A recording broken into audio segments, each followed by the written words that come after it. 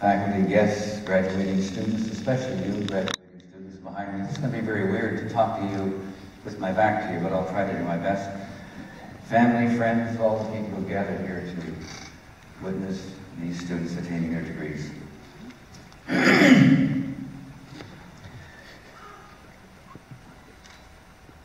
It's 65 years ago, you're 10 years old, and sitting on an old, half-blind gray horse. All you have is a saddle blanket and a rope for reins as you watch a pack of dogs rage at the foot of a ponderosa pine.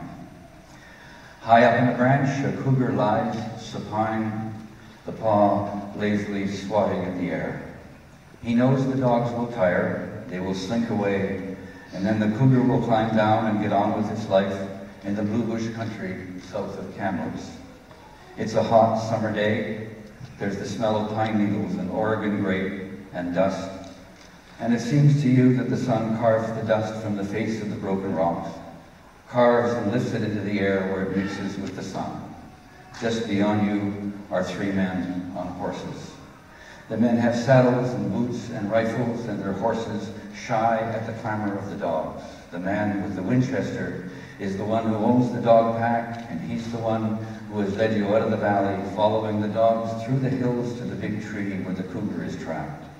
You watch as the man with the rifle climbs down from the saddle, sets his boots among the slippery pine needles, and when the man is sure of his footing, he lifts the rifle, takes aim, and then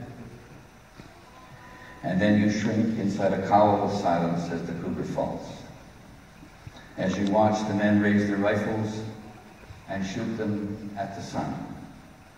You will not understand their triumph or their exultance, not then. You are too young. It will take years for you to understand. But one day you will step up to a podium in an auditorium at a university on an island far to the west, and you will talk about what those men did.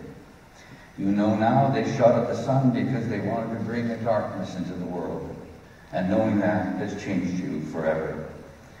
Today I look back at their generation. Most of them are dead. They were born into the first great war of the last century. Most of their fathers did not come home from the slaughter. Most of their mothers were left lost and lonely. Their youth was wasted through the years of the Great Depression when they wandered this country in search of work, a bed or blanket, a friendly hand, a woman's touch. And then came the Second World War, and more were lost. Millions upon millions of men, women, and children died in that old world. But we sometimes forget that untold numbers of creatures died with them. The sparrow and the rabbit, the salmon and the whale, the beetle and the butterfly, the deer and the wolf, and trees died too, the fir and spruce, the cedar and hemlock. Whole forests were sacrificed to the wars. Those men bequeathed to me a devastated world. And when my generation came of age in the mid-century, we were ready for change and we tried to make it happen. But the ones who wanted change were few. In the end, we did what the generations before us did. We began to eat the world. We drank the lakes and seas, and we ate the mountains and plains. We devoured the oceans, and we devoured the land. We ate and ate until there was almost nothing left for you or for your children to come. The cougar that died that day back in 1949 was a question spoken into my life, and I tried to answer that question with my teaching, my poems, and my stories. 10 years after they killed the cougar, I came of age. I had no education beyond high school, and I had a deep desire to become an artist and a poet.